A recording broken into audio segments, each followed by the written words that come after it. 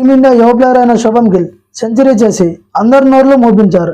వైజాగ్ వేదికగా జరుగుతున్న రెండో టెస్టులో రెండో ఇన్నింగ్స్లో 132 బంతుల్లోనే సెంచరీ సాధించాడు.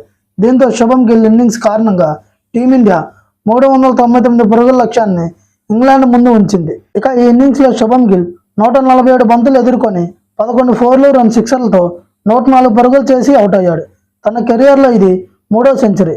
12 ఇన్నింగ్స్ తర్వాత సెంచరీ సాధించాడు.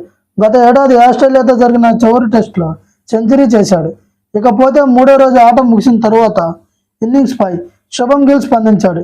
ఈ సెంచరీ నాకు చాలా సంతోషాన్ని కలిగించింది. టీంలో నాపై వస్తున్న విమర్శల సమయం ఈ సెంచరీ నాకు చాలా సంతోషాన్ని కలిగించిందని శుభం గిల్ తెలిపాడు.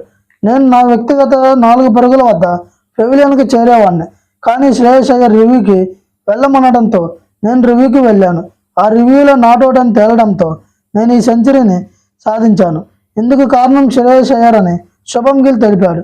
ఎందుకంటే టామ్ హట్లీ వేసిన బాల్ని ఎంపైర్ ఎల్బీడబ్ల్యూగా అవుట్ ఇచ్చాడు, కానీ శ్రేయస్ అయ్యర్ రివ్యూకి వెళ్ళడం వల్ల నాట్అవుట్ అని తేలింది. లేకపోతే ఎంపైర్ ఇచ్చిన ఎల్బీడబ్ల్యూకి తిరిగి వెళ్దామని అనుకున్నాను. నేను ఈ సెంచరీ చేసేలా చేసిన శ్రేయస్ అయ్యర్కి థ్యాంక్స్ అని శుభం గిల్ తెలిపాడు. ఈ వీడియో కనుక మీకు నచ్చినట్లయితే please like, share and subscribe.